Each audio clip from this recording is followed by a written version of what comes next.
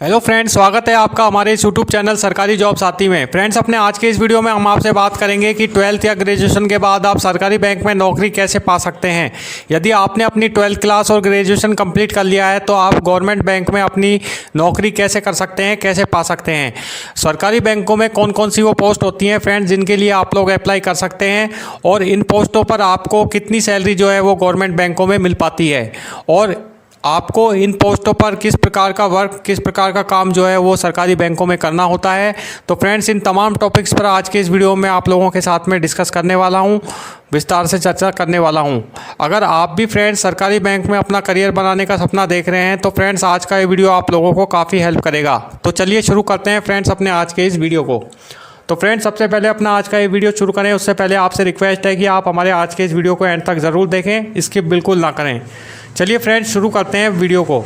सबसे पहले फ्रेंड्स, हम जानते हैं कि बैंक में नौकरी पाने के लिए 12th के बाद में आपको क्या पढ़ना चाहिए। देखिए, यदि आप एक फ्रेशर स्टूडेंट्स हैं और बैंक का यदि आपने अभी हाल ही में एग्ज़ाम देना शुरू किया है और आप अभी 12th क्लास कंप्लीट करके 12th क्लास पास करके आप निकले हैं और बैंकिंग सेक्टर का एग्ज़ाम देना चाहते हैं, बैंकिंग में अपना करियर बनाना चाहते हैं, तो इसके लिए देखिए आपको 12th के बाद में किस प्रकार की स्टडी करनी चाहिए, क्या आपको सबसे पहले पढ़ना चाहिए।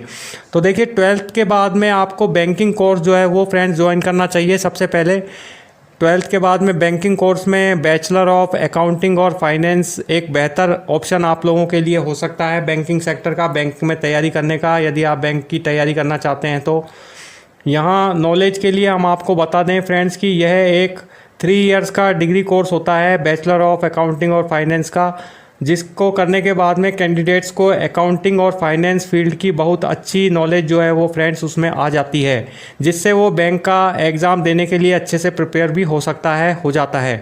अब हम फ्रेंड्स बात करते हैं कि बैंक की नौकरी के लिए कौन सी डिग्री आपको ज़रूरी होती है। देखिए, इसके लिए किसी प्रकार की विशिष्ट डिग्री या डिप्लोमा की आपको आवश्यकता नहीं होती। यदि आप किसी भी बैंक में नौकरी करने के लिए अपना अप्लाई करना चाहते हैं, किसी भी बैंक में फॉर्म फिल करते हैं, तो उसको लिए आपको किसी प्रकार की विशेष डिग्री डिप्लोमा की जो है वो आवश्यकता नहीं होती।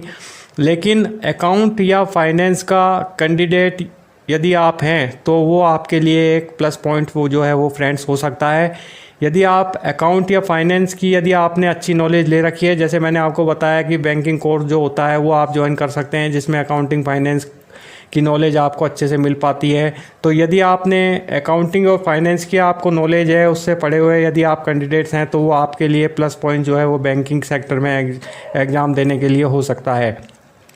अब हम फ्रेंड्स बात करते हैं कि बैंक में जॉब के लिए कौन सी डिग्री जो है वो आप लोगों के पास में होनी चाहिए, क्या क्वालिफ़िकेशन आपकी होनी चाहिए यदि आप बैंक में अप्लाई करना चाहते हैं, बैंक में फॉर्म फिल करना चाहते हैं किसी भी पोस्ट के लिए। तो सबसे पहले देखिए, बैंक की नौकरी पाने के लिए आपके पास में जो क्वालिफ़िकेशंस होनी चाहिए उनमें देखिए, प्राइवेट या गवर्नमेंट सेक्टर की बैंक में यदि आप नौकरी करने के लिए अप्लाई करना चाहते हैं तो उसके लिए आपके पास में कम से कम ग्रेजुएशन की जो डिग्री है वो आपके पास में होनी चाहिए।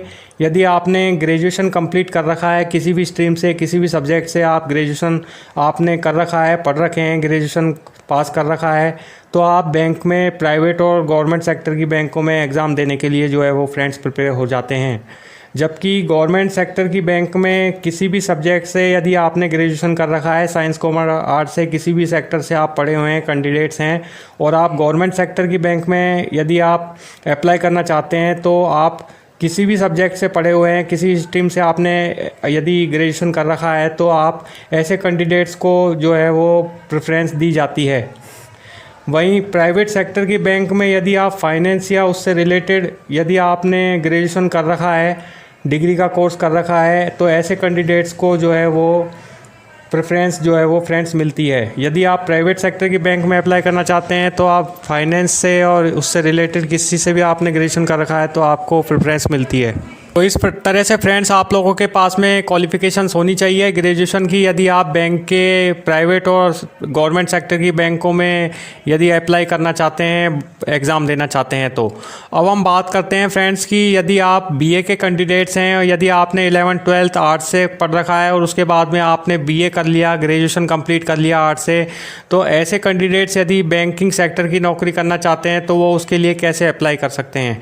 तो देखिए, यदि आप बीए के बाद किसी भी सरकारी बैंक का काम करना चाहते हैं, किसी सरकारी बैंक में नौकरी करना चाहते हैं बीए पास करने के बाद में, यदि आपका बैंकिंग सेक्टर में जाने का इंटरेस्ट है बीए करे हुए कैंडिडेट्स का, तो आपको सबसे पहले इसके लिए आईबीपीएस का एग्ज़ाम जो है वो फ्रेंड्स क्रैक करना होगा, आईबीपीएस का एग्ज़ाम पास करना होगा।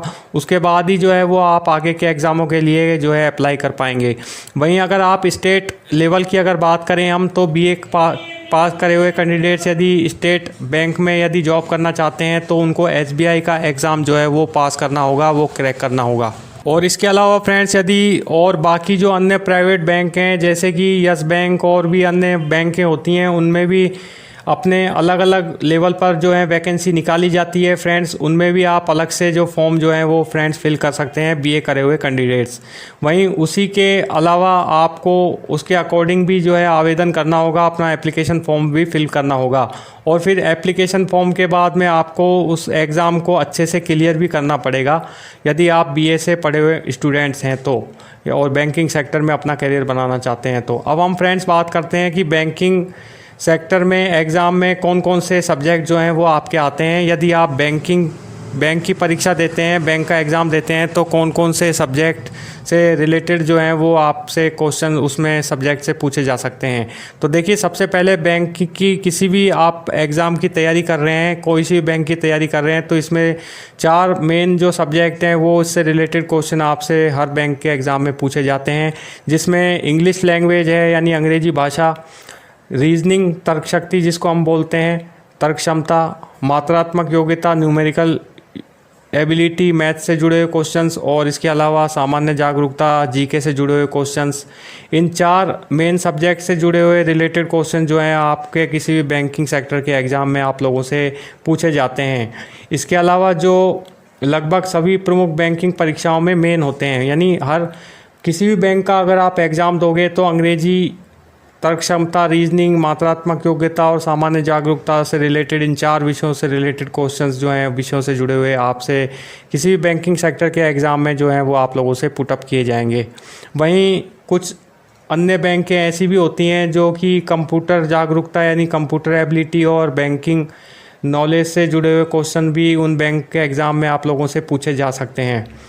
तो इस तरह से फ्रेंड्स बैंक में परीक्षाओं में इससे रिलेटेड क्वेश्चन जो हैं वो आप लोगों से पूछे जाते हैं। अब हम बात करते हैं कि बैंक में जॉब के प्रकार, कि बैंक में कितने प्रकार की जो जॉब हैं वो होती हैं, कितने प्रकार की पोस्ट होती हैं जिन पे आप अप्लाई कर सकते हैं 12th और ग्रेजुएशन पास करने के बाद में। तो देखिए, बैंक में कई तरह की पोस्ट जो हैं वो फ्रेंड्स होती हैं जिनमें आप अप्लाई कर सकते हैं, जिनमें मुख्य रूप से हैं फ्रेंड्स क्लर्क, प्रोबेशनरी ऑफिसर जिनको हम बोलते हैं पीओ, और इसके अलावा है स्पेशलिस्ट ऑफिसर जिसको हम बोलते हैं एसओ। तो ये 3 तरह की पोस्ट जो है वो फ्रेंड्स बैंक में होती है। इन पोस्टों पे आप जो है अप्लाई कर सकते हैं। इन पोस्टों पर अलग अलग पोस्ट वाइज वैकेंसी जो है वो फ्रेंड्स निकाली जाती है।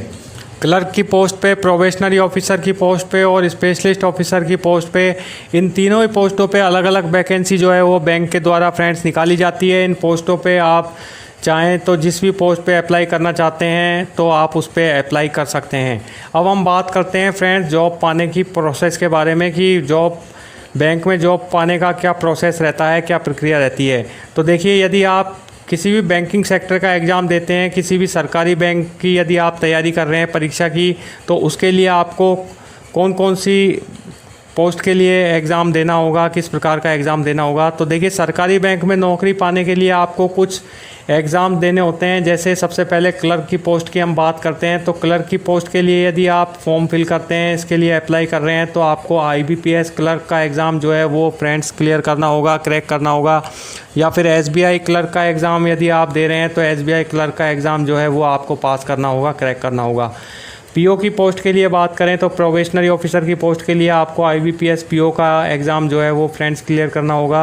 एसबीआई पीओ का एग्ज़ाम देना चाहते हैं तो एसबीआई पीओ अपने लेवल पर एसबीआई वैकेंसी निकालता है क्लर्क की, पीओ की, तो उसका एग्ज़ाम जो है वो आपको एसबीआई पीओ का क्रैक करना होगा। इसके अलावा एसओ यानी स्पेशलिस्ट ऑफिसर के लिए आईबीपीएस एसओ का एग्ज़ाम जो है वो आपको फ्रेंड देना होगा, इसका एग्ज़ाम आपको पास करना होगा। तो इस तरह से ये पोस्ट वाइज एग्ज़ाम जो है वो बैंक की तरफ से जो है वो आप लोगों के लिए जाते हैं। अब हम बात करते हैं इन परीक्षाओं में, इन एग्ज़ाम्स में मुख्यतः 3 स्टेप्स होते हैं जिनसे आपको जो है फ्रेंड्स गुजरना होता है। देखिए, सबसे पहले आपका बैंक में प्री एग्ज़ाम होता है। किसी भी बैंक की अगर आप तैयारी करते हैं, चाहे क्लर्क की करें, पीओ की करें, एसओ की करें, तो इन पोस्टों के लिए आपको, किसी भी पोस्ट के लिए अगर आप बैंक का एग्ज़ाम देना चाह रहे हैं तो उसके लिए आपको प्री एग्ज़ाम के प्रोसेस से सबसे पहले गुजरना होगा। प्रारंभिक परीक्षा प्री एग्ज़ाम से गुजरना होगा, जिसमें आपके 3 सब्जेक्ट जो हैं वो प्री एग्ज़ाम में आते हैं, जिसमें इंग्लिश लैंग्वेज है, न्यूमेरिकल एबिलिटी है और रीजनिंग से जुड़े क्वेश्चंस जो हैं वो सब्जेक्ट से जुड़े आप लोगों से इस क्वेश्चन मेन प्री एग्ज़ाम में पुटअप किए जा सकते हैं। वहीं इसके बाद में प्री एग्ज़ाम जब आपका क्लियर हो जाता है, उसके बाद में आपका जो दूसरा फेज़ आता है वो आता है बैंक का मेन एग्ज़ाम का यानी मुख्य एग्ज़ाम से आपको इसके प्रोसेस से गुजरना होता है। मेन एग्ज़ाम्स में आपके 5 सब्जेक्ट से जुड़े हुए रिलेटेड क्वेश्चन जो हैं वो सिलेबस से जुड़े हुए वो आपसे पुटअप किए जाते हैं, जिसमें इंग्लिश लैंग्वेज है, न्यूमेरिकल एबिलिटी है, रीजनिंग है, जीके है और इसके अलावा कंप्यूटर एबिलिटी से जुड़े क्वेश्चन जो हैं वो फ्रेंड्स आप लोगों से पुटअप किए जाते हैं। तो इसके अलावा प्री और मेन एग्ज़ाम जब आप लोग क्रैक कर लेते हैं, पास कर लेते हैं, उसके अलावा आपका जो है इंटरव्यू होता है, साक्षात्कार, उसके बाद में आपका लिया जाता है, जो कि आपका तीसरा फेज़, लास्ट फेज़ जो है वो बैंक का होता है। तो इस प्रकार से फ्रेंड्स इन 3 प्रकार के स्टेप से जो है वो आपको बैंक के एग्ज़ाम के प्रोसेस से जो है वो गुजरना होता है। अब हम बात करते हैं फ्रेंड्स एलिजिबिलिटी की, यानी पात्रता की, कि बैंक में नौकरी पाने के लिए कुछ एलिजिबिलिटी भी आप लोगों के पास में होनी चाहिए पोस्ट वाइज। यदि हम बात करें तो देखिए, सबसे पहले क्लर्क की पोस्ट के लिए यदि आप अप्लाई करना चाहते हैं तो उसके लिए आपको 12th पास होना ज़रूरी है, या फिर ग्रेजुएशन आपका जो है वो कंप्लीट होना ज़रूरी है। ग्रेजुएशन या 12th पास यदि आप हैं तो क्लर्क की पोस्ट के लिए अप्लाई कर सकते हैं। इसके अलावा यदि आप पीओ या एसओ, प्रोबेशनरी ऑफिसर या स्पेशलिस्ट ऑफिसर की पोस्ट के लिए अप्लाई करना चाहते हैं तो इसके लिए आपको ग्रेजुएशन किसी भी मान्यता प्राप्त यूनिवर्सिटी से यदि आप ग्रेजुएट हैं तो आप बीओ एसओ की पोस्ट के लिए अप्लाई कर सकते हैं। अब हम फ्रेंड्स बात करते हैं कि बैंक के पेपर में क्या क्या आता है, कि बैंक का जो एग्ज़ाम होता है उसको कितने पार्ट में डिवाइड किया गया है। तो देखिए, बैंक की एग्ज़ाम में मुख्य रूप से 5 सब्जेक्ट से रिलेटेड आपके पेपर जो हैं वो आपके आते हैं। 5 सब्जेक्टों से जुड़े हुए क्वेश्चंस जो हैं वो आपसे पूछे जाते हैं, जिसमें रीजनिंग एलिजिबिलिटी, मेंस और प्री में आपसे इससे क्वेश्चंस पूछे जाते हैं, सिलेबस से जुड़े हुए, अंग्रेजी भाषा से जुड़े हुए, इंग्लिश लैंग्वेज से जुड़े हुए। प्री और मेंस में क्वेश्चन जो हैं पुटअप किए जाते हैं। मात्रात्मक योग्यता, न्यूमेरिकल एबिलिटी से जुड़े हुए प्री मेंस में एग्ज़ाम्स में क्वेश्चन पूछे जाते हैं। इसके अलावा सामान्य यानी जर्नल और इकोनॉमिक, फाइनेंस और बैंकिंग नॉलेज से जुड़े हुए क्वेश्चन जो हैं वो आपके मेन एग्ज़ाम में बैंक में पूछे जाते हैं। इसके अलावा कंप्यूटर एप्टीट्यूड मेंस में एग्ज़ाम में आपसे पूछे जाते हैं। तो इस तरह से फ्रेंड्स आपके बैंकिंग सेक्टर में, इस सेक्टर में जो आपका एग्ज़ाम होता है उसको 5 अलग अलग स्टेप में डिवाइड किया गया है। अब हम बात करते हैं सैलरी प्रोसेस की। जब आप बैंक में लग जाते हैं, बैंक में जब आप भर्ती हो जाते हैं, विभिन्न एग्ज़ाम पास करने के बाद में, इंटरव्यू पास करने के बाद में, तो आपको कितनी सैलरी जो है वो पोस्ट वाइज आपको मिलती है। देखिए, बैंक में अलग अलग पोस्ट पर अलग अलग सैलरी जो है वो आपको मिलती है। जिस भी पोस्ट पे आप लगते हैं तो आपको उस पोस्ट पे अलग सैलरी जो है वो आपको दी जाती है। सबसे पहले हम बात करें क्लर्क पोस्ट की, तो यदि आप किसी भी बैंक में, सरकारी बैंक में क्लर्क की पोस्ट पे लगते हैं तो आपकी जो ओपनिंग सैलरी होती है किसी भी फ्रेशर क्लर्क एम्प्लॉय की, उसकी सैलरी 20,000 रुपये से लेकर 25,000 रुपये पर मंथ तक बाय हैंड सैलरी आप लोगों को क्लर्क की पोस्ट के लिए मिलती है। अब हम बात करते हैं पीओ की, प्रोबेशनरी ऑफिसर की पोस्ट के लिए यदि आप लगते हैं किसी भी बैंक में, सरकारी बैंक में, तो आपकी ओपनिंग सैलरी जो है वो 35,000 रुपये से स्टार्टिंग होती है और 40,000 रुपये पर मंथ के हिसाब से जो है वो आपको पीओ की सैलरी जो है वो फ्रेंड्स बाय हैंड मिलती है पर मंथ।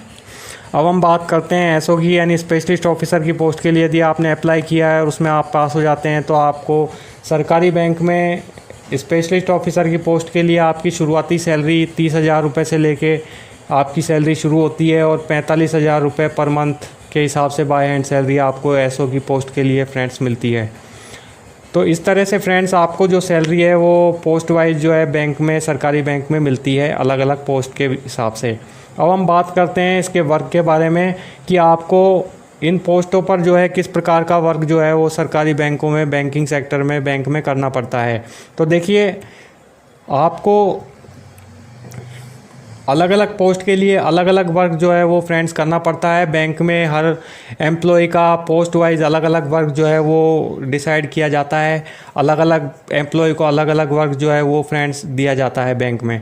तो सबसे पहले क्लर्क पोस्ट की बात करें तो क्लर्क पोस्ट के लिए देखिए क्लर्क को क्या जो वर्क करना पड़ता है, उसमें कैश हैंडलिंग का कार्य जो है वो क्लर्क संभालता है। पासबुक एंट्री, पासबुक जितनी भी होती हैं कस्टमर की, उनकी एंट्रीज वगैरह करने का वर्क जो है क्लर्क को दिया जाता है। पासबुक अपडेट करना, कस्टमर सर्विस प्रोवाइड करवाना आदि वर्क जो है वो क्लर्क को दिए जाते हैं।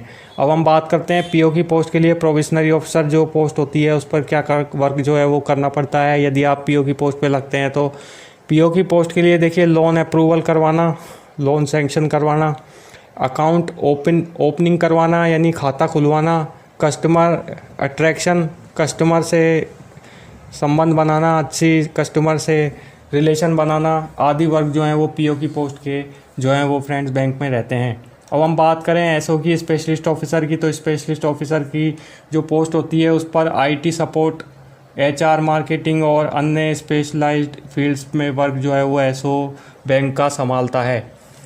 तो इस तरह से दोस्तों ये थी जानकारी कि आप 12th या ग्रेजुएशन के बाद किस तरह से सरकारी बैंक में नौकरी पा सकते हैं। अगर आप ये वीडियो तो फ्रेंड्स अगर आपको आज की ये वीडियो पसंद आई हो तो प्लीज़ इसे लाइक ज़रूर करें, ज़्यादा से ज़्यादा अपने फ्रेंड्स के बीच में इस वीडियो को शेयर भी करें। और फ्रेंड्स यदि आप हमारे चैनल पर पहली बार आए हैं तो प्लीज़ हमारे चैनल को सब्सक्राइब करना ना भूलें और हाँ, बेल आइकन को दबाना ना भूलें ताकि आपको हमारे नए वीडियोस की नोटिफिकेशन सबसे पहले हमारे इस यूट्यूब चैनल पर मिलती रहे। धन्यवाद दोस्तों, फिर मिलेंगे नेक्स्ट वीडियो में, देंगे इसी तरह के करियर मोटिवेट वीडियोस की जानकारी। आपका दिन शुभ हो। धन्यवाद। जय हिंद।